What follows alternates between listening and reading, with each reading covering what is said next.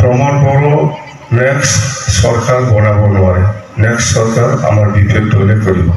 এটু রাজ্যে সিদ্ধান্ত 9 তারিখ এপ্রিল 2025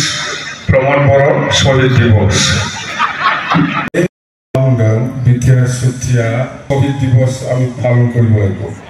2025 উপায় নাই ইমান ডাঙৰ মানুহ আৰু বেচৰা যেনেকুৱা কথা দিছে এনেকুৱা কাম কৰিছে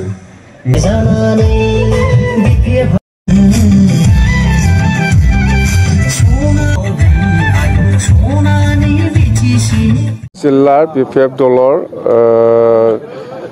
স্পেচিয়েল কনভেনশ্যন হৈছে ইয়াৰে মুকলি সভাত মই আহিছিলোঁ যেন হওক তিনিটা সমষ্টি আছে আমাৰ বিটিচিৰ বিজনী জিলাত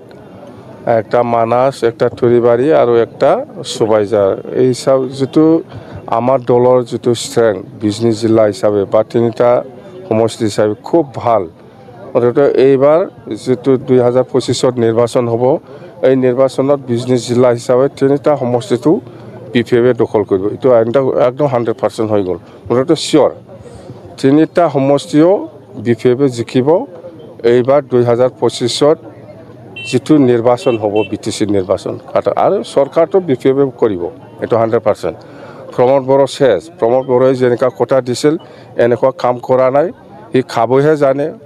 আজিলৈকেও খাই আছে ৰাইজৰ কাৰণে একো কাম কৰা নাই এইটো কি আপুনি শুনা নাই কেছেট বাজাৱাটো প্ৰমোদ বড়ই কৈছে যে বিটিআৰ চুক্তিটো যদি আখৰে আখৰে পালন নকৰে তেতিয়াহ'লে কি আমি অসমৰ কোনোবা এজনৰ কেবিনেট মন্ত্ৰীৰ ঘৰত যাই পেলাই চোতালত ফাঁচি সুইচাইড কৰিম বুলি কৈছে তেতিয়াহ'লে সেইটোকে কৈছোঁ মই যেহেতু প্ৰমোদ বড়ো চৰকাৰৰ দিনটো 2025 এপ্ৰিল মাহৰ 8 তাৰিখত 5 বছৰ কমপ্লিট হয় তেতিয়াহ'লে যেহেতু আখৰে আখৰে পালন হোৱা নাই বিটিআৰ চুক্তিটো সেইকাৰণে তাৰ মৰিব লগা সুইচাইড কৰিব লগা ডেটটো হ'ল 9 তাৰিখ এপ্ৰিল